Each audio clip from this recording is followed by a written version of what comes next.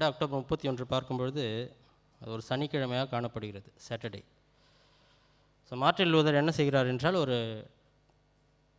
95 thesis கொள்கைகளை சபை எவ்வாறு செயல்படுகிறது, ஆனால் வேதத்தில் என்ன கருத்துக்கள் கொடுக்கப்பட்டிருக்கிறது என்பதை அவர் பிரதியாக எடுத்து அந்த சபையினுடைய அந்த கேட்டில் தான் அந்த நீங்கள் திரையில் பார்ப்பது, அந்த கேட்டில் அவர் அதை டிஸ்பிளே பண்ணுறார் எல்லோரும் தெரிந்து கொள்வதற்காக.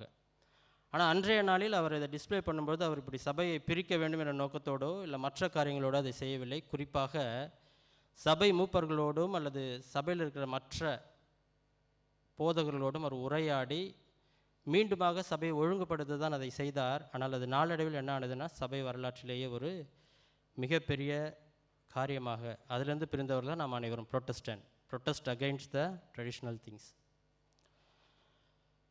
ஒரு சில சபை காரியங்கள் நம்ம சபை வரலாற்றை பார்ப்போம். சுருக்கமாக பார்த்து நம்ம தெய்வ செய்திக்குள்ளாக போவோம். 12ஆம் நூற்றாண்டிலிருந்து 15ஆம் நூற்றாண்டு வரை பார்க்கும்பொழுது இந்த சபையில் ஆதி திருச்சபை முடிந்த காலம் பிறகு சபையில் சிறு சிறு காரியங்கள் இந்த மனிதனாக தோற்றுவித்த காரியங்கள் துவங்க ஆரம்பித்தது. என்னன்னு பார்க்கும்பொழுது, மனிதர்களுடைய பாவங்களை நாம் அந்த பாதிரியாரிடமோ மற்றவர்களிடமோ, அப்போ இருந்தது ஃபுல்லாகவே முழுமையாகவே ரோமன் கத்தோலிக் திருச்சபை தான்.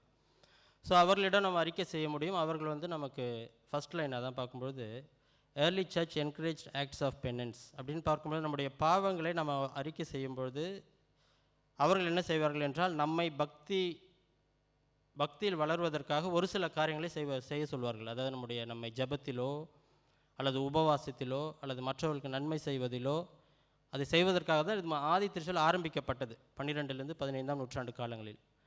ஆனால் நாளடைவில் அது பார்க்கும் பொழுது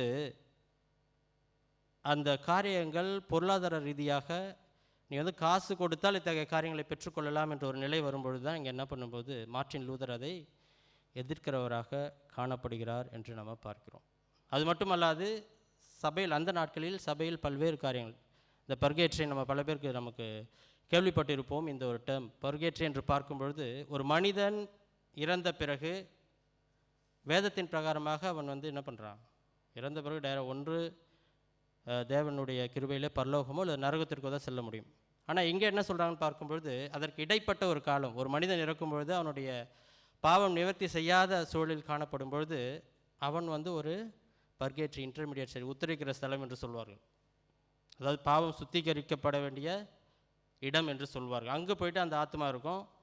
அப்போ அவர்களுக்காக நாம் இங்கே உயிரோடு இருக்கிறவர்கள் ஜபம் பண்ணும்போது அவர்கள் என்ன பண்ணுவாங்க, பரலோகத்திற்கு போவார்கள் என்ற ஒரு படிப்பினையும் அந்த நாட்களில் காணப்பட்டது. இந்த 15ஆம் நூற்றாண்டில் மிகவும் அதிகமாக காணப்பட்டதாக நம்ம பார்க்கிறோம்.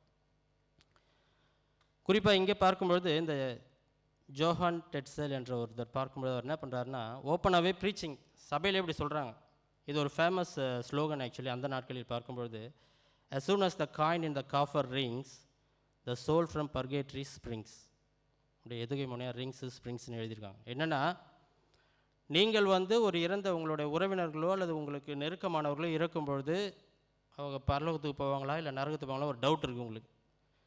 அப்போ இந்த மனிதர் என்ன சொல்கிறாங்கன்னா, சபையில் இருக்க சபை தலைவர் என்ன சொல்கிறாங்கன்னா, ஓகே, அதற்கேற்ற ஒரு கட்டணத்தை அங்கே ஒரு காணிக்கை பெட்டி இருக்கும், அதில் நீங்கள் அந்த காயினை போடும்போது அந்த காயினில் ஒரு சவுண்டு டிங்னு அப்படி சவுண்டு வரும்போது நமக்கு அந்த ஆத்மா ஸ்ப்ரிங்கு அப்படி உடனே அது பரலோகத்துக்கு போகுது அப்படின்ற ஒரு தவறான படிப்பினைகள் அந்த நாட்களில் காணப்பட்டதை நான் சபை வரலாற்றில் நம்ம பார்க்குறோம். அதுதான் இது பார்க்கும்போது, as soon as the coin in the coffer rings, அந்த காணிக்கை பெட்டியில் போடும்போது the soul from the purgatory, அங்கே இருக்க என்ன ஆத்மா என்னவாமா பரலோகத்திற்கு போகும் என்ற ஒரு படிப்பினை காணப்பட்டது. அதுவும் அல்லாது அந்த நாட்களில் பார்க்கும்போது அந்த சபை சென்ட் பீட்டர்ஸ் பெசிலிக்கா இன்றைய நாட்களும் காணப்படும். ரோமில் ஒரு திருச்சபை கட்டணும். அந்த திருச்சபையினுடைய காரியங்களை புதுப்பிக்கப்படுறதுக்கு பல்வேறு ஒரு பெரிய பொருளாதார நிதி தேவைப்பட்டது. அப்போ என்ன பண்ணுறாங்கன்னு பார்க்கும்பொழுது, அஃபிஷியலாகவே யார், போப் லியோ 1 2 3 இது மாதிரி 10 வராரு. அவர் என்ன பண்ணுறாரு பார்க்கும்பொழுது, நீங்கள் ஒவ்வொருத்தரும் உங்களுடைய பாவங்களுக்கான பாவ மன்னிப்பு சீட்டை நீங்கள் காசு கொடுத்து பெற்றுக்கொள்ளலாம்னு சொல்லிட்டு என்ன பண்ணுறாங்க, விற்பனை செய்யும்போது மக்கள் எல்லோரும் என்ன பண்ணுறாங்க, நம்மளுடைய பாவம் மன்னிக்கப்படணும்னா என்ன பண்ணுறோம், நம்முடைய பொருளாதார தேவை, நம்ம காசு இருக்கவங்க என்ன பண்ணுறாங்க, கொடுத்து அந்த சீட்டை வாங்கி அதன் மூலமாக அந்த சபை கட்டுவதற்கான நிதியை பெற்றுக்கொண்டதாக நம்ம பார்க்கிறோம். இதை மார்ட்டின் லூதர் என்ன பண்ணுறாரு, வன்மையாக கண்டிக்கிறார். அதான் இங்கே பார்க்கும்பொழுது என்ன சொல்கிறாருன்னா, the church of Rome was built with the bones and skin of the faithful sheep. ஒரு சபையில் இருக்கிற சபை மக்களுடைய அவர்களுடைய எலும்புகளையும் அவர்களுடைய சதையும் பிழிஞ்சு நீங்கள் வந்து என்ன பண்ணுறீங்க, இந்த ரோம சபையை கட்டுகிறீர்கள் என்று அவர் வன்மையாக கண்டித்ததை நம்ம பார்க்கிறோம். ஆக அந்த 95 தீசிஸ் நம்ம பார்த்தோம், 95 கொள்கைகள்னு பார்த்தோம். அதில் ஒரு கொள்கை 23வது என்ன பார்க்குறேன்னா, ஒரு நேரடியாகவே அந்த அப்பொழுது இருந்த அந்த அந்த கத்தோலிக்க சபையினுடைய தலைவர்களுக்கு என்ன பண்ணுறாருன்னா ஒரு நேரடி சவாலாக சொல்கிறார். இங்கே என்ன பண்ணுறாரு பார்க்கும்போது 23வது கொள்கை இப்படி பார்க்குறோம். The pope should use his wealth to help the poor. நீ வந்து புவர் எளிமையானவர்களுக்கு வந்து உன்னுடைய காசை வச்சு நீ உதவி செய்யணுமே தவிர நாட் பில்ட் கேத்தட்ரல்ஸ் வித் தேர் மணி. ஆனால் சபையை கட்டுவதற்கு என்ன பண்ணக்கூடாது, அந்த எளிமையானவர்களுடைய பணத்தை நாம் பெற்றுக்கொள்ள கூடாது என்ற ஒரு கருத்தை வந்து அவர் என்ன பண்ணார் அந்த தீசிஸில் ஒன்று. இதில் நிறைய காரியங்கள் நம்ம பார்க்குறோம். அந்த 95 கொள்கைகளில் பார்க்கும்பொழுது அது சொல்கிறது நமக்கு நேரில் நம்ம பல வேளை தேவ செய்திகள் நம்ம கேட்டிருக்கோம் சீர்திருத்தத்தை குறித்து. ஆக சபை வரலாறு என்று பார்க்கும்போது இத்தகைய காரியங்களை கடந்து தான் நம்ம என்ன பண்ணுறோம், இந்த சீர்திருத்தத்துக்குள்ளாக நாம் கடந்து வருகிறோம். ஸோ அதனுடைய தொடர்ச்சியாக தான் பார்க்கும்பொழுது மார்ட்டின் லூதர் என்ன பண்ணுறாரு பார்க்கும்பொழுது எது மையமான ஒரு வசனம், எதை குறித்து இந்த சீர்திருத்தம் முதலாவது ஸ்டார்ட் ஆச்சுன்னு பார்க்கும்பொழுது ரோமன் 1:17 நம்மளுக்கு தெரிந்த வசனம் என்னது, விசுவாசத்தினால் நீதிமான் பிழைப்பான் என்று எழுதியிருக்கிறது என்று நம்ம பார்க்கிறோம். ஆக இந்த வசனத்தின் அடிப்படையில் தான் ஒரு சபையானது சபை தலைவர்களுடைய போதனையினாலோ இல்லது அவர்கள் பாவத்தை மன்னிக்கிறதாலோ அல்லது நாம் ஒரு சில காரியங்களை செய்வதாலோ நாம் தேவனுக்குள்ளாக நீதிமானாக்கப்பட முடியாது. மாறாக அதிலிருந்து வந்தது அந்த 5 சோலாஸ் நம்ம பார்க்குறோம். 5 சோலாஸ், அதாவது இதுதான் என்னது, foundation of fundamentals of reformation theology. ஒரு சீர்திருத்தத்தினுடைய அடிப்படை என்று பார்க்கும்பொழுது இந்த 5 சோலாஸ் நம்ம தேவ செய்து ஒரு பார்ட்டையும் தனியாக கேட்டிருக்கோம். சோலா என்றால் அலோன். சோலானா என்னது, அலோன். ஸோ சோலா ஸ்கிரிப்சரா, ஸ்கிரிப்சர் அலோன். சோலா ஃபிடே, ஃபெய்த் அலோன். சோலா கிரேஷியா, கிரேஸ் அலோன். ஈஸியாக ஞாபகம் வச்சுக்கலாம். எஃப் வந்து ஃபெய்த், ஜி கிரேஷியானா கிரேஸ். சோலா கிறிஸ்டோஸ்னா கிரைஸ்ட் அலோன். சோலி டியோ க்ளோரியானா, சோலி இங்கே ஏன் யூஸ் பண்ணியிருக்காங்கன்னா அங்கே பார்க்கும்போது அதுக்கு தேவன் என்னது 3 நபராக, ஒரு ஆளாக இருந்தாலும் 3 தனித்துவத்தில் இருக்காரு பார்த்தீங்களா. ஆகவே அந்த ப்ளூரல் ஃபார்மில் அதை கொடுக்குறாங்க. ஸோ சோலி டியோ, டியோனா காட், க்ளோரியானா glory. So to the glory of God. So இதான் வந்து 5 சோலா. ஸோ சீர்திருத்தம் நமக்கு கொடுத்த ஒரு முக்கியமான ஒரு காரியம் என்று பார்க்கும்பொழுது இந்த அடிப்படையின் மூலமாக தான் நமக்கு நம்முடைய காரியங்களில் இன்றைய நாளில் நாம் வேதத்தை வைத்திருக்கிறோம் என்றால் அதற்கு முக்கியமான காரணம் இந்த சீர்திருத்தம் என்று நம்ம பார்க்கிறோம். நம்முடைய பாவங்களை எல்லா விதத்திலும் நாம் தேவனுக்கு நேராக நாம் சொல்ல முடிகிறது இந்த நாட்களில் என்றால் அது சீர்திருத்தத்தினுடைய வெளிப்பாடு என்று நம்ம பார்க்கிறோம். பல வகைகளில் இந்த ட்ரெடிஷ்னல் சர்ச்சஸ் பார்த்திங்கன்னா இப்போ நம்ம பாவ அறிக்கை வந்து நம்ம ஒரு ஃபாதர் மூலமாக நம்ம சொல்லி அது தேவனுக்கு போகுதுன்ற ஒரு விதமான காரியங்கள் காணப்படுகிறது. நாங்களும் சின்ன வயசில் இருக்கும்போது பண்ணியிருக்கோம். எங்கள் அரசியல் இருக்கும்போது என்னென்னா போவோம், அவர் உள்ளே இருப்பார், நம்ம வெளியே இருப்போம், முட்டி போட்டு நான் தேங்காய் அடித்தேன், மாங்காய் அடித்தேன், பரீட்சையில் காப்பி அடிச்சிட்டேன். இப்போ சின்ன பசங்களாக இருக்கும்போது நம்ம இந்த காரியங்களை சொல்கிறோம். பட் ஆனால் ஒரு அடல்ட்ஸ் வந்து அவங்க செய்கிற எல்லா காரியங்களும் சொல்லியிருப்பாங்களான்னு ஒரு பெரிய டவுட் இருக்குது நான் அடல்ட் ஆன பிறகு. ஸோ இந்த பாவ சங்கீதத்தில் என்ன பண்ணுறாங்கன்னு பார்க்கும்போது இத்தகைய காரியத்தை அவர் கேட்டு அவர் என்ன பண்ணுவார்னா சொல்லி முடித்ததுக்கப்புறம் ஓகே நீ இதெல்லாம் பண்ணாத அப்படி சொல்லிவிட்டு ஓகே இதுக்கு பிராயச்சித்தமாக, அதான் பெனன்ஸ்னு பார்த்தோம் இல்லைங்களா, அது பிராயச்சித்தமாக நீ போய்ட்டு ஒரு 3 பரலோக மந்திரம் சொல்லு, 5 அருள் இந்த மாதிரியே சொல்லு, இல்லை ஒரு விசுவாச பிரமாணம் சொல், இது மாதிரி. ஸோ இத்தகைய காரியங்களிலிருந்து ஒரு பெரிய விடுதலை எதிலிருந்து நம்ம காணப்பட்டது என்று பார்க்கும்பொழுது இந்த சீர்திருத்தத்தின் வாயிலாக என்பதை நாம் புரிந்து கொள்ள வேண்டும். ஆகவே இந்த அக்டோபர் மாதம் என்று பார்க்கும்பொழுது குறிப்பாக அந்த 1517ஆம் ஆண்டு அக்டோபர் 31 கிறிஸ்தவர்களாகிய ஒவ்வொருவருக்கும் ஒரு முக்கியமான நாள். ஏன்னா அந்த நாளால் தான் நாம் இன்றைக்கு இந்த நிலையில் நாம் ஒரு சீர்திருத்தப்பட்ட சபையில் நம்ம உட்கார்ந்துருக்கிறோம். இல்லை என்றால் நாமும் கூட இப்பொழுது என்ன பண்ணியிருப்போம், பல வேளைகளில் பல்வேறு விதமான காரியங்களில் நாம் ஈடுபட்டிருக்கக்கூடும் என்பதை நாம் புரிந்து கொள்ள வேண்டும். ஓகே, இது வந்து ஒரு ரிஃபர்மேஷன் டேவோட ஒரு இன்ட்ரடக்ஷன் மட்டும்தான். இப்போ நம்ம தேவ செய்திக்குள்ளாக நம்ம போவோம். இன்றைய தேவ செய்திக்கான தலைப்பு பார்க்கும்போது ரிஃபர்மேஷன் அண்டர் ஜீசஸ், இயேசு கிறிஸ்துவின் சீர்திருத்தம் என்று நம்ம பார்க்கிறோம். இந்த இயேசு கிறிஸ்துவின் சீர்திருத்தம் என்று பார்க்கும்பொழுது நாம் வாசித்த பகுதி மத்தேயு 21:12-13 வசனத்தில் நம்ம பார்த்ததிலிருந்து நாம் ஒரு சில காரியங்களை நம்ம தியானிப்போம். குறிப்பாக இந்த சூழல், இந்த மத்தேயு 26ஆம் அதிகாரம் 12-13 வசனம் எந்த சூழலில் ஏற்படுகிறது என்று பார்க்கும்பொழுது அந்த வாரம் வந்து பஸ்கா பண்டிகையை கொண்டாடப்பட வேண்டிய ஒரு வாரம். அந்த வாரத்தில் தான் ஆண்டவராக இயேசு கிறிஸ்து அந்த வருகின்ற வெள்ளி அன்று என்ன பண்ணார்? சிலுவையில் அறையப்படவிருக்கிறார்.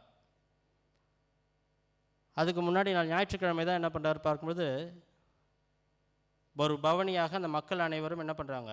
ஆண்டவராக இயேசு கிறிஸ்துவை ஒரு ராஜாவாக அந்த கழுதையின் மேல் ஏற்றி ஊர்வலமாக அவரை கூட்டி வந்ததை நம்ம பார்க்க முடிகிறது. ஆக இந்த 12-13 பார்க்கும்போது இயேசு தேவாலயத்திற்கு, மார்க் எனக்கு எடுத்தவங்க வாசிங்க, மார்க் எழுதின சுவிசேஷம் 11ஆம் அதிகாரம் ஒரு வசனத்தை வாசித்து நான் பின்பு இதற்கு நம்ம கடன் சொல்கிறோம். மார்க்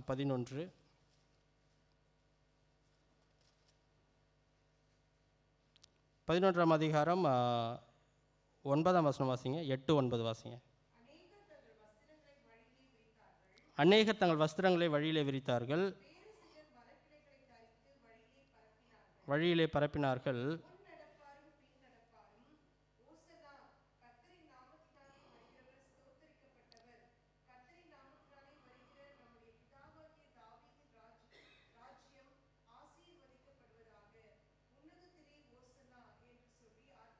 இங்கே பார்க்கும்போது இந்த சீன் இங்கே நடக்கிற காட்சி நம்ம எல்லோருக்கும் தெரிந்தது. நம்ம பாம் சண்டே நம்ம பல வேளை நம்ம அதை அனுசரிக்கிறோம்.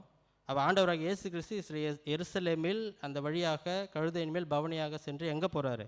11ஆம் வசனத்தில் நம்ம வாசிக்கிறோம், அப்பொழுது இயேசு எருசலேமிலே, மார்க் 11:11. அப்பொழுது இயேசு எருசலேமுக்கு வந்து தேவாலயத்தில் பிரவேசித்து எல்லாவற்றையும் சுற்றி பார்த்து சாயங்காலமான போது 12 கூட பெத்தானியாவுக்கு திரும்பி போனார்.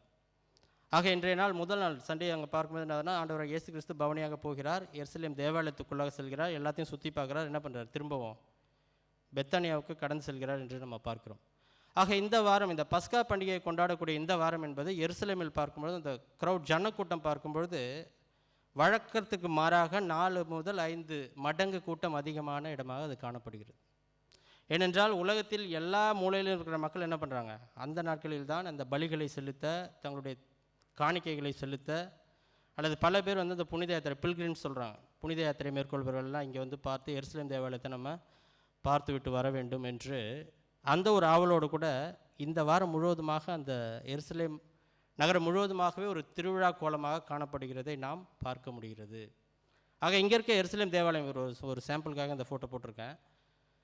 இங்கே இருக்க எருசலேம் தேவாலயம் பார்க்கும்பொழுது முதலாவதாக தேவாலயம் கட்டப்பட்டு சாலமோன் நாட்களில் நம்ம எல்லோருக்கும் தெரிந்தது. எருசலேம் அவர் ஒரு பிரம்மாண்டமான ஆலயத்தை கட்டி அதை பிரதிஷ்டை பண்ணதை நம்ம பார்க்கிறோம்.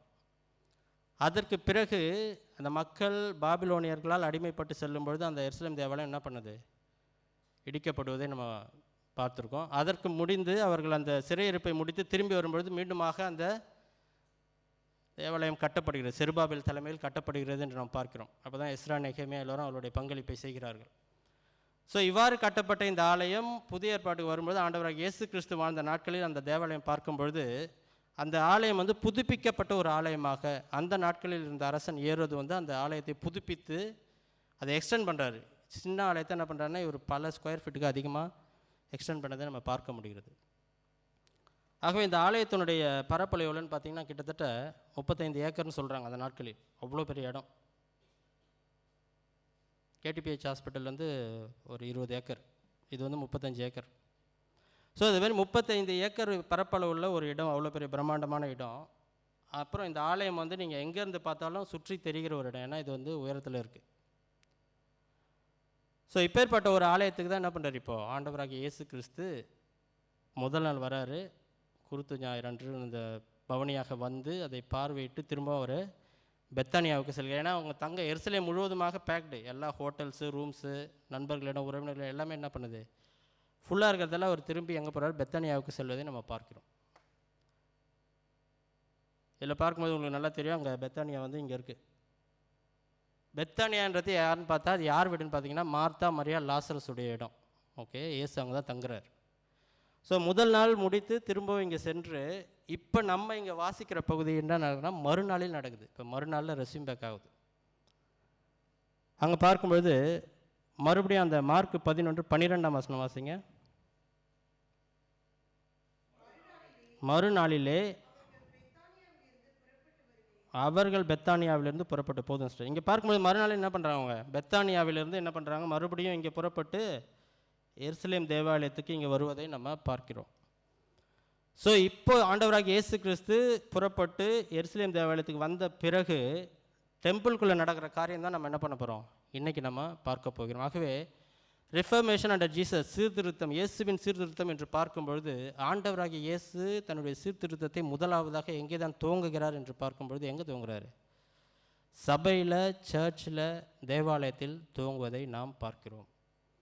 அந்த நாட்களில் பார்க்கும்பொழுது ஆண்டவராக இயேசு கிறிஸ்து வரும்பொழுது இந்த மக்களுக்கெல்லாம் இருந்த ஏக்கம் என்னென்னா, ஓகே, இயேசு வந்து நம்மை இந்த ரோம அரசாங்கத்தின் பிடியிலிருந்து நம்மை விடுவிப்பார், இல்லை நம்மை இந்த பொருளாதார தேவைகளிலிருந்து நம்மை விடுவிப்பார், அல்லது நமக்கு இருக்கிற கஷ்டங்களை போக்கி இங்கே நம்ம இருக்கிற அடிமைத்தனத்திலிருந்து விடுவிப்பார் என்று எதிர்பார்த்தார்கள்.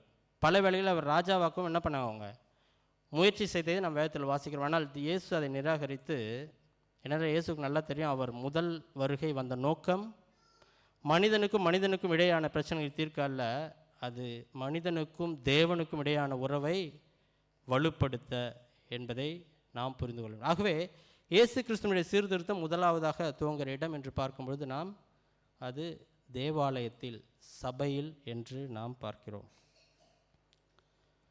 ஆக இந்த தேவாலயம் பார்க்கும்பொழுது ஒரு சில காரியங்கள் இதை நம்ம தெரிஞ்சோம்னா நமக்கு இந்த கான்டெக்ஸ்ட் நம்மளுக்கு புரியும். ஏன் இயேசு இந்த காரியங்களை செய்தார் என்பதை நாம் புரிந்து கொள்ள முடியும். இங்கே பார்க்கும்பொழுது இதுதான் எருசலேம் தேவாலயத்தினுடைய அந்த கட்டமைப்பு. அதில் கீழே பார்க்கும்பொழுது the court of Gentiles. Court of ஜென்டைல்ஸ்னால் புறவினத்தார்கள் தங்குகிற இடம், அல்லது புறவினத்தார்களுக்காக ஒதுக்கப்பட்ட இடம். புறவினத்தார்னால் யார்? யூதர்கள் அல்லாத எல்லாருமே யார்? புறவினத்தார். ஸோ அந்த கோர்ட் ஆஃப் ஜென்டைல்ஸில் பார்க்கும்பொழுது இந்த இடத்துல தான் என்ன பண்ணுவாங்க, இங்கே எல்லாரும் காணப்படுவாங்க, எல்லா விதமான மக்களும். இது புறவினத்தார்னால் புறவினத்தாருக்கு மட்டுமல்ல, எல்லா விதமான மக்களும் காணப்படலாங்க. புறவினத்தார், யூதர்கள், யூதர் அல்லாதோர் எல்லோரும். அதை முடிச்சுட்டு பார்க்கும்போது இங்கே கேட் ஆஃப் பியூட்டிஃபுல் கேட்னு ஒன்று இருக்குது, அலங்கார வாசல்.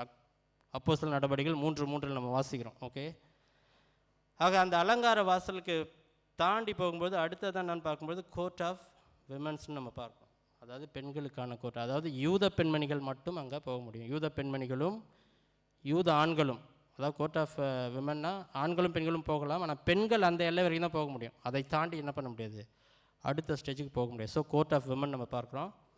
அந்த கோர்ட் ஆஃப் விமன் தாண்டி இங்கே பார்த்தீங்கன்னா நிக்கானார் கேட்னு ஒரு கேட் இருக்குது. அது என்ன சொல்கிறாங்கன்னா வரலாற்று பண்டிதர்கள், இந்த கேட்டு இந்த கொரிந்தி நாட்டிலேருந்து வந்த அந்த பிரான்ஸ், அந்த உலோகத்தை பயன்படுத்தி கட்டப்பட்ட மிகவும் ரொம்ப ஹெவியான ஒரு கேட். அதை திறக்கிறதுக்கே ஒரு 10-20 பேர் யூத ஆண்கள் தேவைப்படுவாங்க. ஏன்னா அவ்வளோ பரிசுத்தமாக சாக்ரிஃபைஷில் அவங்க மெயின்டைன் பண்ணுறாங்க. ஸோ இங்கே நிக்கோனார் கேட். அதை தாண்டி பார்க்கும்போது hall of Israelites, court of இஸ்ரேலைட்ஸ்னு பார்க்கும்போது அங்கே தான் என்ன பண்ணுறாங்க, யூத ஆண்கள் மட்டும். இங்கே பார்க்கும்போது எல்லாரும் இங்கே இருந்தாங்க, இங்கே யூதர்கள் மட்டும், இங்கே குறிப்பாக யூதருடைய ஆண்கள் மட்டும் என்ன பண்ணுவாங்கன்னா அந்த பலிக்கான காரியங்களை அவர்கள் எடுத்துக்கொண்டு போகிற ஆடோ அல்லது ஆட்டுக்குட்டியோ அல்லது புறாக்களோ அல்லது தானியங்களோ எல்லா காரியங்களும் என்ன பண்ணுறாருங்க, இங்கே எடுத்துன்னு போயிட்டு தான் அவங்க ரெடியாக இருப்பாங்க. அதுக்கப்புறம் அடுத்தது பார்க்கும்போது ஹால் ஆஃப் ப்ரீஸ்ட்ஸ், ஆசாரியர்களுடைய கூடுகை, ஆசாரியர்கள் காணப்படக்கூடிய இடம். ஆக இங்கே என்ன நடக்குதுன்னு பார்க்கும்பொழுது இந்த மக்கள் பலிக்கு எடுத்துக்கொள்கிற காரியங்களை இங்கே வரைக்கும் எடுத்துகிட்டு போவாங்க. ஸோ ஆசாரியர் இங்கேருந்து இவங்ககிட்ட வாங்கிட்டு இங்கே போய்ட்டு பலியிடுவாங்க இந்த ஆல்டரில். அதாவது அந்த ஆட்டை வெட்டுறதோ இல்லை மற்ற காரியங்களோ செய்து அந்த ரத்தத்தை எடுத்துன்னு போய்ட்டு இங்கே தெளிப்பாங்க பலிப்பீடத்தின் மேலே. ஸோ இந்த இஸ்ரேலைட்ஸ், இந்த யூத ஆண்கள் எடுத்துக்கொண்டு போகிற அந்த பலிகளை கொடுத்துட்டு இங்கேருந்து இவங்க பார்க்க முடியும், ஓ தான் கொடுக்கப்பட்ட என்னுடைய ஆடு தான் இப்போ அடிக்கிறாங்க, இல்லை என்னுடைய புறா தான் இப்போ பலி கொடுக்குறாங்க அப்படின்றத அவர்கள் பார்க்க முடியும். ஆனால் அங்கே உள்ளே போக முடியாது என்பதை நான் பார்க்குறோம். அதன் பிறகு இங்கே நான் வர holy place and holy of holies. இந்த ஹோலி ஆஃப் ஹோலிஸில் என்ன பண்ணுறாரு, நம்மளுக்கு தெரிந்தவண்ணமாய் வருடத்துக்கு ஒரு முறை பிரதான ஆசிரியர்கள் உள்ளே சென்று என்ன பண்ணுவாங்க, எல்லோருடைய பாவங்களுக்காகவும் தன்னுடைய பாவங்களுக்காகவும் பாவ நிவர்த்தி பலியை செய்வார்கள் என்று நாம் பார்க்கிறோம். ஆக இதுதான் அதோடைய அவுட்லைன்ஸ். ஆக இந்த இடத்துல இப்போ இயேசு கிறிஸ்து எங்கே போகிறான்னு பார்க்கும்போது எங்கே இருக்கார், கோர்ட் ஆஃப் ஜென்டைல்ஸ். இப்போ எருசலேமுக்கு வராரு, பெத்தானியாலேருந்து எருசலேமுக்கு வந்துட்டார். எருசலேம் உள்ளே வந்த பிறகு இந்த ஈஸ்டர்ன் கேட் வழியாக உள்ளே இப்போ அவர் எங்கே இருக்கார் பார்க்கும்பொழுது இந்த கோர்ட் ஆஃப் ஜென்டைல்ஸ், எங்கெல்லாம் அந்த புறவினத்தார்களும் மற்ற மக்களும் எல்லோரும் கூடுகணுமோ அங்கே காணப்படுறாரு. அங்கே நடக்கிற காரியத்தை தான் நம்ம இன்றைக்கி பார்க்குறோம். எடுத்தவர்கள் எனக்காக வாசிங்கள், மத்தேயு 21:12 எனக்காக வாசிங்க. மத்தேயு இயேசு தேவாலயத்தில் பிரவேசித்து ஆலயத்திலே விற்கிறவர்களும் கொள்ளுகிறவர்களுமாகிய யாவரையும் வெளியே துரத்தி காசுக்காரருடைய பலகைகளையும் புறா விற்கிறவர்களின் ஆசனங்களையும் கவிழ்த்து போதும். இங்கே பார்க்கும்பொழுது இப்போ இயேசு இங்கே புறவினத்தார் அந்த இடத்துல இருக்க கோர்ட் ஆஃப் ஜென்டைல்ஸில் இருக்கார். இப்போ செய்த காரியம் தான் நம்ம இந்த வாசித்த பகுதி. ஆக முதலாவதாக நம்ம பார்க்கும்பொழுது அந்த சீர்திருத்தத்தினுடைய பகுதி என்று பார்க்கும் முதலாவதாக நம்முடைய சீர்திருத்தம் எங்கே துவங்கணும், எப்படி துவங்கணும்னா it should begin with the confrontation of corruption. ஒரு அநியாயத்திற்கு விரோதமாக அல்லது தேவனுக்கு விரோதமாக செய்கிற காரியங்களுக்கு எதிரான காரியத்தில் தான் நம்மளுடைய சீர்திருத்தம் முதலாவதாக துவங்க வேண்டும். இயேசு அப்படி தான் துவங்குறாருன்னு நம்ம பார்க்கிறோம். அதுதான் இதான் என்னுடைய லாஸ்ட் ஸ்லைடு. இதுக்கு மேலே ஸ்லைடு இல்லை, இதுக்கப்புறம் நீங்கள் எல்லாம் கேளுங்க. ஸோ முதலாவது காரியம் begin with the confront of corruption. பார்க்கும்பொழுது ஆண்டவராக இயேசு இங்கே என்ன செய்கிறார் என்று பார்க்கும்போது என்ன நடக்குதுன்னா, அந்த கோர்ட் ஆஃப் ஜென்டைல்ஸ் நம்ம பார்த்தோம் பார்த்தீங்களா, அந்த இடம் ஒரு ஜெப கூடுகையை எழுதும் இடம். அங்கே எப்போ யூதர்கள் தான் உள்ளே போக முடியும், புறவினத்தார்கள் உள்ளே செல்ல முடியாது. அப்போ அவங்க எங்கேருந்து தான் ப்ரேயர் பண்ண முடியும்? அந்த கோர்ட் ஆஃப் ஜென்டைல்ஸ்ன்னு தான் தேவனுக்கு நேராக தங்களுடைய ஜெபங்களை அவர்கள் ஏறெடுக்க முடியும். ஆனால் அந்த இடம் பார்க்கும்பொழுது இப்பொழுது ஒரு சந்தை வெளியாக மாறின தருணமாக அது காணப்படுது. நம்ம பார்த்த இந்த பகுதி முழுவதுமாக யாருடைய கண்ட்ரோல்னு பார்க்கும்பொழுது இது முழுவதுமாக அன்றைய நாட்களில் பிரதான ஆசாரியர்களுடைய கட்டுப்பாட்டில் தான் இது முழுவதுமாக இந்த எல்லா இடமும் டோட்டல் கண்ட்ரோல். அவங்க தான் டான், அவங்க வச்சது தான் சட்டம். ஆக இங்கே என்ன நடக்குதுன்னு பார்க்கும்பொழுது அன்றைய நாளில் பிரதான ஆசாரியனாக, அன்றைய நாள் பிரதான ஆசாரியன் இல்லை, அண்ணா அதற்கு முன்னாடி இருந்த பிரதான ஆசாரியன். ஆனால் அவருடைய கண்ட்ரோலில் தான் என்ன இருக்குது, இந்த இடம் முழுவதுமாக காணப்படுவதை நம்ம பார்க்குறோம். ஆக இங்கே என்ன நடக்குதுன்னு பார்க்கும்போது இந்த புறவினத்தார் தங்குகிற அந்த ஜெப கூடுகை இடத்தில் என்ன பண்ணுறாங்கன்னா, இடத்த என்ன பண்ண விற்கிறாங்க. அந்த சென்ஸ் இப்போ நீங்கள் வரீங்க, இப்போ நீங்கள் உங்களுக்கு இப்போது ஏதோ புறா விற்கணும்னு நீங்கள் கேட்குறீங்கன்னா நான் உங்களுக்கு ஓகே நீ அந்த பீஸ் எடுத்துக்கோ அப்படி சொல்லிட்டு நீங்கள் எனக்கு காசு கொடுத்து நீங்கள் அந்த இடத்த வாங்கிக்கலாம். ஸோ அதேமாதிரி கொஞ்சம் கொஞ்சமாக சென்று அந்த ஜெபம் செய்ய வேண்டிய இடம் முழுவதுமாக என்ன மாறுதுன்னா சந்தை வழியாக மாறினதை நம்ம பார்க்கிறோம். ஆண்டவராக இயேசு கிறிஸ்து அங்கே பார்க்கிறார். ஆக அங்கே புறவினத்தார் மக்களுக்கு அல்லது ஜெபம் செய்ய வருகிற மக்களுக்கு அல்லது தேவனை சந்திக்க வருகிற மக்களுக்கு உண்மையிலேயே தேவனை நோக்கி முறையிடக்கூடிய இடம் அங்கே இருந்தான பக்கம் இல்லை. ஏன்னா அங்கே ஒரே சத்தம். அதுவும் பார்க்கும்பொழுது இங்கே வேத பண்டிதர் அந்த வரலாற்றை பார்க்கும்பொழுது ஏன் இயேசு இத்தகைய ஒரு சீரியஸாக ரொம்பவும் கோபமாக அதை பார்க்கும்பொழுது அங்கே பல்வேறு விதமான குளறுபடிகள். முதலாவதாக பார்க்கும்பொழுது இப்போ நீங்கள் பல நாட்டிலேருந்து வருவீங்க எருசலேமுக்கு, எகிப்திலேருந்தோ அல்லது சிரியாவிலேருந்தோ இல்லை பல நாட்டிலேருந்தோ வரீங்க. அந்த ஒரு வாரத்தில் இருந்து ஆண்டவரை சந்தித்து போகணும்னு நீங்கள் வரீங்க. வரும்பொழுது உங்களோட பலிகளை செலுத்த போகிறீங்க. நீங்கள் என்ன பண்ணணும், உங்களோட ஆட்டுக்குட்டியோ அல்லது அந்த பலிகளுக்கான காரியங்களோ நீங்கள் அங்கே இருக்கிற இடத்துல தான் நீங்கள் வாங்கணும். ஆனால் அங்கே இருக்கிற இடத்துல விற்கிற ஆட்டுக்குட்டி பார்த்தீங்கன்னா $10 பதிலாக $100 இருக்கும். வெளியே பார்த்தீங்கன்னா $10 வச்சுங்களேன். இப்போ உள்ளே இருக்கும்போது எவ்வளோ இருக்கும், $100. ஒரு உதாரணத்துக்கு சொல்கிறேன், ஆனால் இது இன்னும் அதிகமாக இருக்குது. ஆக மக்கள் அங்கே என்ன பண்ணுறாங்கன்னா அவங்களுடைய பொருளாதாரத்தால் சுரண்டப்படுவதையும் அவர்கள் ஏன்டா வந்தோம், இதுக்கு வராமே இருக்கலாமே, தேவ சபைக்கோ அல்லது டெம்பிளுக்கோ போகிறது அவங்களுக்கு என்னாச்சு ஒரு பெரிய தலைவலி ஆகிடுச்சு. குறிப்பாக ஏழை எளிய மக்களுக்கு அந்த நாட்களில் இத்தகைய அந்த பஸ்கா நாட்கள் என்ன ஆச்சுன்னா மனமோ தாங்களாக சென்று தேவனை நோக்கி முறையிடுவதற்கு பதிலாக அந்த இதுவை முடிச்சுட்டு வர்றதே ஒரு பெரிய என்னாச்சு வாழ்க்கையில் ஒரு பெரிய ஒரு போராட்டமான ஒரு சூழலாக மாறிப்போச்சு. ஆக இந்த சூழலில் பார்க்கும்பொழுது அந்த இப்போ யாரோ ஒருத்தர் உதாரணத்துக்கு பார்க்குறோம், இப்போ நான் பலியிட போகிறேன், சின்ன வயசுலேருந்து நான் வீட்டில் ஒரு ஆடு வளர்க்குறேன்னு வச்சுங்களேன். அந்த ஆட்டுக்குட்டியத்துமே நான் பலி செலுத்த போகிறேன் என்று பார்க்கும்பொழுது அங்கே இருக்க அந்த ஆசாரியர் என்ன பண்ணால் அதை அப்ரூவ் பண்ணணும். இந்த பலியிடுவதற்கு பதிலாக அவர் என்ன பண்ணார், அப்ரூவ் பண்ண மாட்டார். நம்ம அந்த கடையில் வாங்கலைன்னா அவர் என்ன பண்ணுவார், இதில் பழுது இருக்குது இந்த ஆட்டில், ஸோ நீங்கள் பலியிட முடியாது. அப்போ அவர் என்ன பண்ணுவார், அவர் இப்போ முடியாதவரை ஒரு எளிய மக்களாக இருந்தால் அவர் வெளியே போய்ட்டு அட்ரஸ் கொடுப்பார், நீ போய் சோ கடையில் போய்ட்டு வாங்கிடுவான் அப்படின்னு. அங்கே போகும்பொழுது அவர் என்ன பண்ணுவார், அவருக்கு அந்த அளவுக்கு பொருளாதாரம் இருக்குமான்னு பார்க்கும்பொழுது பல வேளைகளில் வரலாறு என்ன சொல்லுதுன்னா ஏழை எளிய மக்கள் தங்களுடைய ஒரு வருட சம்பளத்தை சம்பளத்தை இந்த ஒரு நாள் பலியிடுவதற்காக அவர்கள் செலவழித்த தருணங்களாக காணப்படுவதை நம்ம பார்க்குறோம். அது மட்டும் இல்லை, அங்கே மணி சேஞ்சர்ஸ் அங்கே பார்க்கும்பொழுது என்னென்னா காசு விற்கிறவர்கள் வாசிக்கிறோம் பார்த்தீங்களா, அந்த காசுக்காரருடைய கடை என்று பார்க்கும்பொழுது என்னென்னா அங்கே நீங்கள் போய் ஏதாவது பொருள் வாங்கணுன்னா அங்கே இருக்க லோக்கல் கரன்சியில் தான் வாங்க முடியும், ஷெக்கல்ஸில் தான் வாங்க முடியும். இப்போ நீங்கள் வேறு ஒரு நாட்டிலேருந்து வரீங்கன்னா உங்களோட மணியை நீங்கள் அங்கே போய் சேஞ்ச் பண்ணுவீங்க. அப்போ சேஞ்ச் பண்ணும்போது என்ன அது 25% அதுக்கு ஃபீ தனியாக. $100 நீங்கள் சேஞ்ச் பண்ணனா $25 எடுத்துருவாங்க. மீதி $75 தான் என்ன பண்ண உங்களுக்கு சேஞ்ச் தருவாங்க. ஸோ இவை எல்லாமே யாருடைய கண்ட்ரோலில், நேரடி கண்ட்ரோலில் நடக்குதுன்னு பார்த்தா இந்த பிரதான ஆசாரியர்களுடைய கண்ட்ரோலில் தான் நடக்குது முழுமையாக. இது அவர்களுக்கு தெரியாமலோ இல்லை அப்படி கிடையாது, சிஸ்டமேட்டிக்காக. இப்போலாம் இந்தியாவில் நடக்குது பார்த்திங்கன்னா சிஸ்டமேட்டிக்காக. இப்போ நம்ம போய் ஏதாவது ஒரு இதுக்கு அப்ரூவல் வாங்கணும் லேண்டுக்குன்னா தாசில்தார்லாம் பார்க்கவே முடியாது. கீழே ஒருத்தர் கொடுக்கணும், அது அப்படியே ஸ்டெப் பை ஸ்டெப்பாக போகும். அது அப்பயே ஸ்டார்ட் ஆயிடுச்சு. ஆக இத்தகைய சூழலை தான் இயேசு கிறிஸ்து என்ன பண்ணுறாரு, தேவாலயத்துக்கு போகிறார். ஆனால் இயேசு கிறிஸ்து தான் முதல் முறை போகிறாரா இல்லை முதல் முறை கண்டிக்கிறாரான்னு பார்க்கும்பொழுது இல்லைன்னு நம்ம பார்க்குறோம். யோவானில் நம்ம வாசிக்கிறோம் 2ஆம் அதிகாரத்தில். இயேசு கிறிஸ்து தன்னுடைய ஊழியத்தை துவங்கும்பொழுது கூட என்ன பண்ணுறாரு, இதே காரியத்தை செய்வதை நாம் வேதத்திலே வாசிக்கிறோம். யோவான் 2ஆம் அதிகாரம்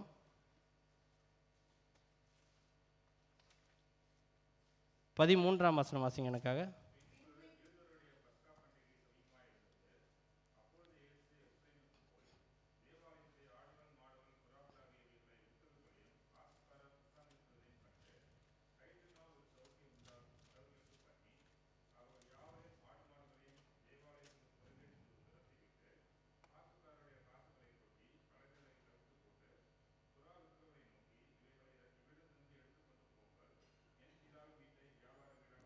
என்றார் என்று நம்ம பார்க்கணும். இங்கே பார்க்கும்பொழுது என்ன பண்ணுறாரு, இயேசு கிறிஸ்து தன்னுடைய ஊழியத்தை துவங்கும்போது முதலாவதாக எருசலேம் தேவாலயத்துக்கு செல்லும் பொழுது என்ன பண்ணுறாருன்னு பார்க்கும்பொழுது இத்தகைய காரியங்களை அவர் மிகவும் கடிந்து கொண்டே பார்க்கணும். இதை ஃபஸ்ட்டு முறை முதலாவது செய்ததை நம்ம வார்னிங்காக பார்க்குறோம், ஒரு எச்சரிக்கையாக பார்க்கிறோம்.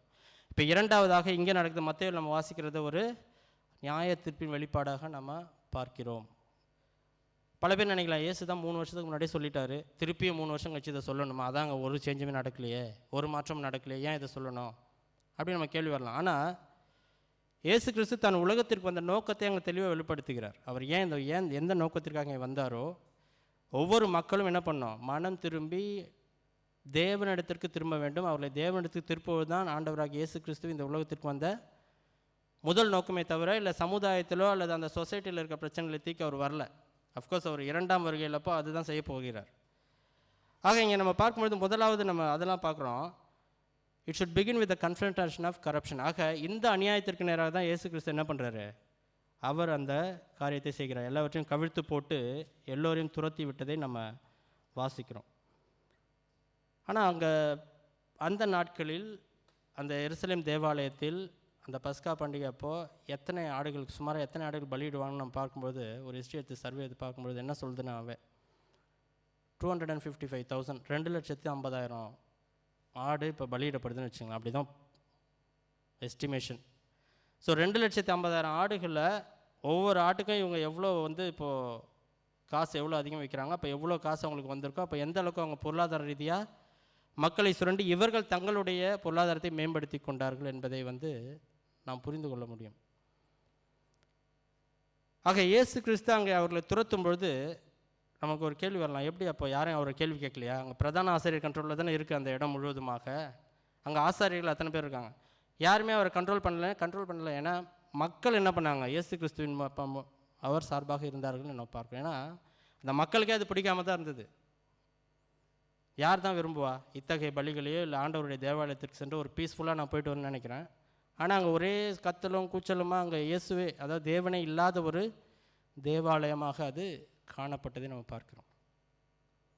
ஆக இத்தகைய சீர்திருத்தத்தை மேற்கொள்ள தான் இயேசு என்ன பண்ணுறார் பார்க்கும்பொழுது அங்கே இருக்கிற எல்லாரும் துரத்தி எப்படி துரத்தினார் நமக்கு தெரியாது.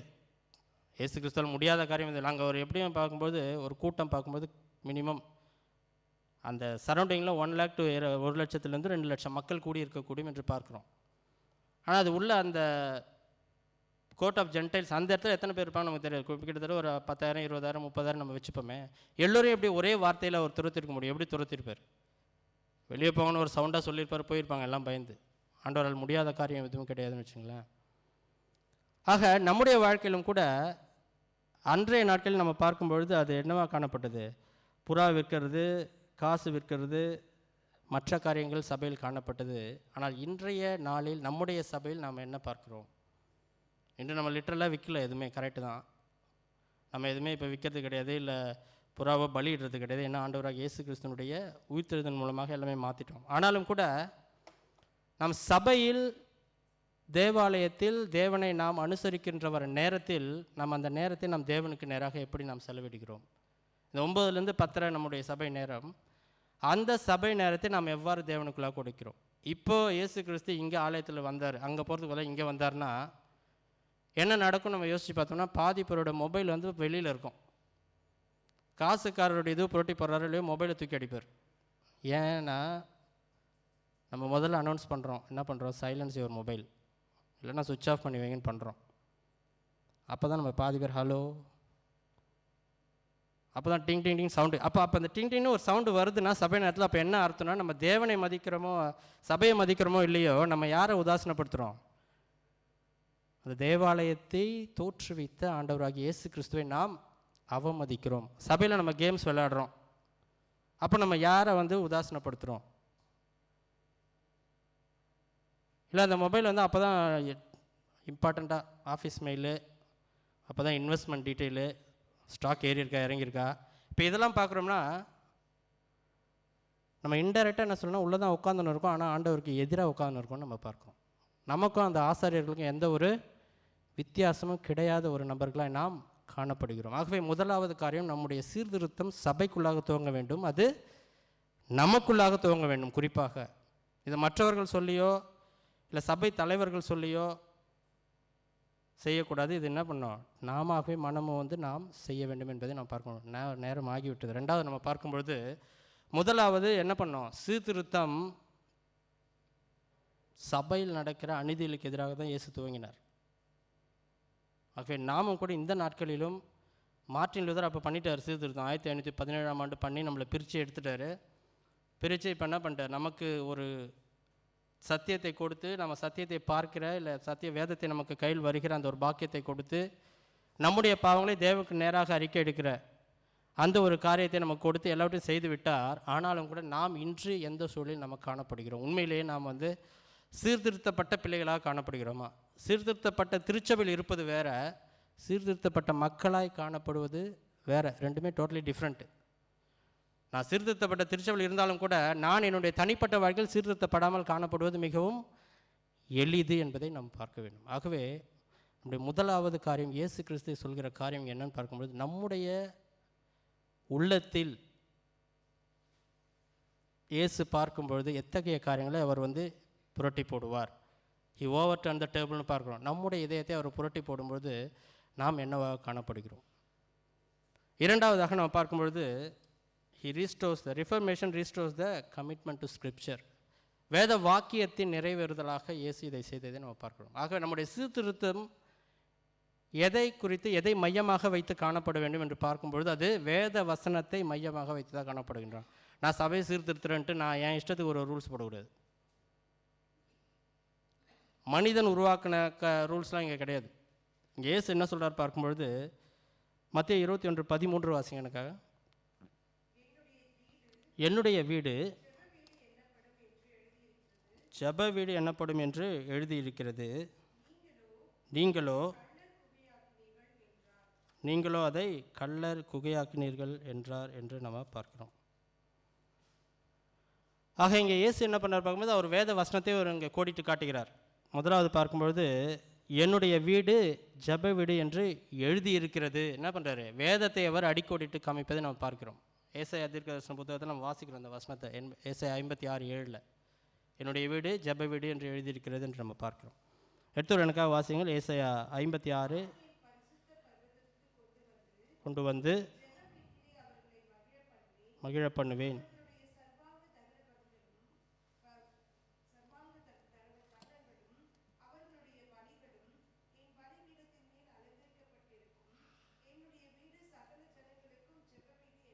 அதுதான் இங்கே நம்ம பார்க்குறோம். என்னுடைய வீடு சகல ஜனங்களுக்கும் ஜெப வீடு. ஆக ஏசா இங்கே எப்படி சொல்கிறாருன்னா, என்னுடைய வீடு சகல ஜனங்களுக்கும் ஜெப வீடு. ஆனால் மத்தேயு எழுதும்போது என்ன பண்ணுறாரு, என் வீடு ஜெப வீடு. அந்த சகல ஜனங்கள் எங்கள் மிஸ் ஆகுது. மார்க்கில் பார்க்கும்போது பார்க்குறோம், அவரும் முழுமையாக எழுதியிருக்காரு. மார்க்கு 11:17 வாசிக்கும்போது என்னுடைய வீடு சகல ஜனங்களுக்கும் ஜெப வீடு. மத்தேயு அவருடைய கான்டெக்ட் பார்க்கும்போது அவர் குறிப்பாக யூத மக்களுக்கு எழுதுறதால அவர் வந்து என்ன பண்ணுறாரு, என்னுடைய வீடு ஜெப வீடு என்று எழுதியது நம்ம பார்க்கணும். ஆகவே அது ஒரு மேஜர் டிஃப்ரென்ஸ்ன்னு நீங்கள் பார்க்க வேணும். ஆக என்னுடைய வீடு சகல ஜனங்களுக்கும் ஜெப வீடு என்று நம்ம பார்க்கும்பொழுது, ஆண்டவராக இயேசு கிறிஸ்து இங்கே என்ன வலியுறுத்துறாருன்னா, church is a place of prayer. இந்த இடம் என்னது? ஜெப வீடுனா இந்த இடத்துல வந்து ஜெபம். அங்கே பார்க்கும்பொழுது என்ன நடந்ததுன்னா, அங்கே ஜெபத்துக்கு இடம் இல்லாத ஒரு சூழல். அதுதான் இங்கே பார்க்கணும். இங்கே ஜெபம் பண்ண முடிஞ்சதுன்னா பண்ணவே முடியல. என்ன பண்ணுறாங்க?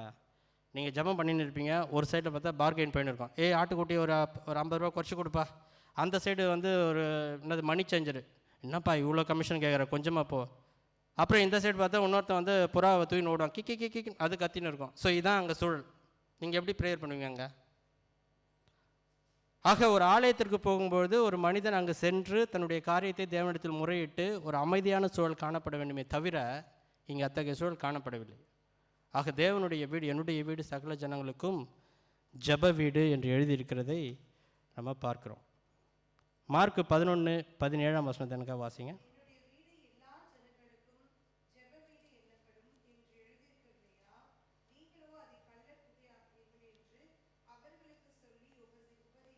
இங்கே பார்க்கும்பொழுது நீங்களும் அவைகளை கள்ளர் குகையாக்கினீர்கள் என்று சொல்லி உபவேசித்தார் என்று நம்ம பார்க்கிறோம். இந்த கள்ளர் குகையாக்கினீர்கள் என்ற ஒரு இது வந்து நம்ம எரேமியாவில் பார்க்கணும். எரேமியா வந்து தீர்க்கதரிசன புத்தகத்தில் அதை எழுதுகிறார். ஆகவே ஆண்டவராகிய இயேசு கிறிஸ்து அந்த 2 காரியங்களையும் வந்து கமெண்ட் பண்ணி தான் இங்கே பார்க்கிறார். என்னுடைய வீடு சகல வீடுகளுக்கும் ஜெப வீடு, நீங்கள் அதை கள்ளர் குகையாக்கினீர்கள். ஆக வேதத்தில் இந்த சபையானது ஒரு ஜெபிக்கிற ஒரு இடமாக காணப்பட்டது. வேதத்தில் வாசிக்கிறோம், சாமுவேல் புத்தகத்தில் வாசிக்கும்போது அன்னாள் என்ன பண்ணுறாள்னா, தன்னுடைய அந்த துயரத்தை ஒரு அமைதியான சூழலில் தேவனிடத்தில் சென்று முறையிடுவதை நம்ம பார்க்கிறோம். சாமுவேல் 1ஆம் அதிகாரத்தில் நம்ம வாசிக்கிறோம். பின்பு தேவன் அவருடைய ஜெபத்தை கேட்டருளினார் என்று நம்ம பார்க்கிறோம். 1 ராஜாக்களில் பார்க்கும்போது சாலமோன் இந்த ஆலயத்தை ஏற்படுத்தின போது அவர் என்ன சொல்கிறார்? இந்த ஆலயம் எல்லா ஜனங்களும் வந்து தங்கி தங்களுடைய விண்ணப்பங்களை ஏறெடுக்கின்ற ஒரு ஸ்தலமாக இது காணப்பட வேண்டும் என்று அவர் விண்ணப்பம் செய்வதை நம்ம பார்க்க முடிகிறது. 1 ராஜாக்கள் 8ஆம் அதிகாரத்தில் நம்ம அதை வாசிக்கிறோம். எரேமியா 27:13 தான் இதை நம்ம பார்க்கணும். கள்ளர் குகையாக்கினீர்கள் என்று இருப்பதை நம்ம பார்க்கணும். ஆக 7:11 எரேமியா 7ஆம் அதிகாரம் 11ஆம் வசனம் நோட் பண்ணிங்க, வாசிக்க வேணாம். ஆக இங்கே என்ன நம்ம பார்க்குறோம் என்றால், தேவனுடைய ஆலயம் மக்கள் வந்து தேவனை நோக்கி பார்க்கின்ற ஒரு இடமே தவிர அது மற்றவர்களோடு உறவாடுகிற ஒரு இடம் கிடையாது. ஆக நாம் இன்றைக்கு தேவ ஆலயத்தை எப்படி பார்க்குறோம்? தேவனை நோக்கி பார்க்குற ஜெப வீடாக பார்க்குறோமா, இல்லை நம்ம கேதர் பண்ணுற ஒரு கேதரிங் ஹவுஸாக பார்க்குறோமா? வாரம் நாளைக்கு போனால் எல்லோரும் வருவாங்க, 4-5 பேர் மீட் பண்ணிட்டு வருவோம், பண்ணணும், ஐக்கியம் இருக்குது நமக்கு. ஆனால் நம்மளுடைய பிரதான நோக்கம் எதுன்னு பார்க்கும்பொழுது ஆண்டவராகிய இயேசுவை நோக்கி பார்க்கிற ஒரு இடமாக அது காணப்பட வேண்டும். ஸோ அதான் பார்க்கும்பொழுது reformation restores the commitment to scripture. வேத வாக்கியத்தை அது திரும்பவும் அது ஒரிஜினல் நிலைமைக்கு கொண்டு வருகிற ஒரு காரியத்தை தான் என்ன பண்ணணும்? சீர்திருத்தம் செய்யணும். இதுதான் மார்ட்டின் லூதரும் செய்தார். வேதத்திலிருந்து விலகி சென்றவர்களை தான் என்ன பண்ணார்? அவர் தேவனுடைய கிருபை தான் முக்கியம், தேவனுடைய விசுவாசம் தான் முக்கியம், மற்றபடி நாம் இந்த மேன்மேட் திங்ஸு பண்ணுறது முக்கியம் கிடையாது என்பதை வலியுறுத்தி தான் அவர் வந்து வெளியே வந்தார். ஸோ அதே தான் இங்கேயும் நம்ம பார்க்குறோம். 3ஆவதாக நம்ம பார்க்கும்பொழுது Jesus reformation reveal compassion and power என்று நம்ம பார்க்குறோம். அந்த மத்திய 21 நம்ம தொடர்ந்து நம்ம வாசித்தோம் என்றால் 14ஆம் வசனம் வாசிங்க. 21:14 வாசிங்க. அப்பொழுது குருடரும் சப்பானிகளும் தேவாலயத்திலே அவரிடத்திற்கு வந்தார்கள், அவர்களை சொஸ்தமாக்கினார் என்று நம்ம பார்க்கிறோம். ஆக இந்த குருடரும் சப்பானிகளும் இவ்வளோ நாள் இங்கே தான் இருந்தாங்களா? பார்த்தா இவ்வளோ நாள் இங்கே தான் இருந்தாங்க, இந்த தேவாலயத்திலே தான் இருக்காங்க, பல வருஷமாக இருக்கிறாங்க. ஆனால் இவங்களை பார்க்குறதுக்கு இந்த ஆசாரியர்களுக்கோ இல்லை இந்த பிரதான ஆசாரியர்களுக்கோ இல்லை இந்த சபையில் இருக்கிற முக்கியமான உறுப்பினர்களுக்கோ நேரம் இருக்கான்னு பார்த்தா நேரம் இல்லை. யாருமே அவங்கள பார்க்கல, ஏன்னா பார்க்கறதுக்கான ஒரு சூழலே கிடையாது அங்கே. ஆக இங்கே என்ன நடக்குதுன்னு பார்க்கும்போது இந்த குருடரும் சப்பானிகளும் அங்கேயே காணப்படுறாங்க, ஆனால் யாருடைய கண்களும் அவளை நோக்கி பார்க்கல. இப்போ ஆண்டவராக இயேசு கிறிஸ்து எல்லாரையும் அனுப்புகிறாரு. இந்த ஒரு சூழலில் தான் அங்கே ஒரு அதீத அமைதி காணப்படுது. அந்த ஹிஸ்ட்ரியிலேயே அந்த சபை வரலாற்றிலே பார்க்கும்பொழுது அந்த எருசலேம் சபையில் அந்த ஒரு மொமெண்ட்டு தான் ஒரு அமைதியாக இருந்த சூழலை நம்ம பார்க்குறோம். அஃப்கோர்ஸ் இடம் வந்து கொஞ்சம் அலங்கோலமாக இருந்தாலும் ஒரு அமைதியான சூழல் காணப்பட்டது என்பதை நம்மால் உணர முடியுது. அத்தகைய அமைதியான சூழல் உணரும்பொழுது தான் என்ன பண்ணாங்க? இப்போ சப்பானிகளும் யார் குருடரும் வந்து என்ன பண்ணாங்க? இயேசுவின் இடத்தில் வருவதை நம்ம பார்க்கிறோம். ஆக ஒரு தேவாலயம் என்பது ஒரு சில மக்கள், ஹைஃபை மக்களுக்கு மட்டும் இல்லை. இப்போ இங்கே பார்க்கும்போது என்ன, அந்த யாரெல்லாம் பணம் இருக்கோ இல்லை யாரெல்லாம் நல்லா ஹெல்த்தியாக இருக்காங்களோ இல்லை யாரெல்லாம் வந்து தங்களால் முந்திக் கொண்டு அந்த கூட்டத்தில் உள்ளே சென்று பலியிட முடியுமோ அவங்க தான் பலியிட முடிந்தது. இந்த குருடரையோ சப்பானிகளையோ முடவரையோ அல்லது எளிய மக்களையோ பார்க்கறதுக்கு யாருமே கிடையாது. ஆனால் இயேசு அவர்களை கண்ணோக்கி பார்த்தார் என்று நம்ம பார்க்கிறோம். ஆகவே சீர்திருத்தத்தில் தேவனுடைய இரக்கத்தை நாம் பார்க்க முடிகிறது என்று நம்ம பார்க்கிறோம். தேவனுடைய இரக்கம் அங்கே வெளிப்படுகிறது. ஸோ அந்த குருடன், ஸோ சபையும் அதே தான். சபை is a place for every one. அது சிங்கப்பூரர்களுக்கோ இந்தியர்களுக்கோ இல்லை மலேசியர்களுக்கோ இல்லை அப்படிலாம் கிடையாதுங்க. சபை என்பது எல்லா மக்களும் வந்து தங்கி தேவனை நோக்கி பார்க்கிற ஒரு இடமே தவிர ஒரு சில மக்களுக்காக ஒடுக்கப்படுகிற சபை இது கிடையாது என்பதை இங்கே நம்ம பார்க்குறோம் வேதத்தின் மூலமாக. அதுதான் பார்க்கும்போது he reveals compassion and power என்று பார்க்கும்பொழுது ஆண்டவராகிய இயேசு கிறிஸ்து இப்போ எல்லாரையும் துரத்தி விட்டார். துரத்தி விட்ட பிறகு அங்கே எல்லாருமே ரொம்ப டென்ஷன் ஆகுறாங்க. அந்த பிரதான ஆசிரியர்கள் நம்ம தொடர்ந்து வாசிக்கும் பொழுது 15-16 வாசிங்க எனக்காக. அந்த 21 அவர் செய்த அதிசயங்களையும் என்று தேவாலயத்தில் ஆர்ப்பரிக்கிற பிள்ளைகளையும் பிரதான ஆசாரியரும் வேதபாரகரும் கண்டு கோபமடைந்து அவரை நோக்கி, இவர்கள் சொல்லுகிறதை கேட்கிறீரோ என்றார்கள். அதற்கு இயேசு, ஆம் கேட்கிறேன். குழந்தைகளுடைய வாயினாலும் பாலகருடைய வாயினாலும் துதி உண்டாகும்படி செய்தீர் என்பதை நீங்கள் ஒரு காலம் வாசிக்கவில்லையா என்றார் என்று நம்ம பார்க்கலாம். இங்கே என்ன பார்க்குறாங்கன்னா ஒரு முக்கியமான ஒரு சீன் நடக்குது. எல்லாரும் பயந்தடிச்சு வெளியே ஓட்டாங்க.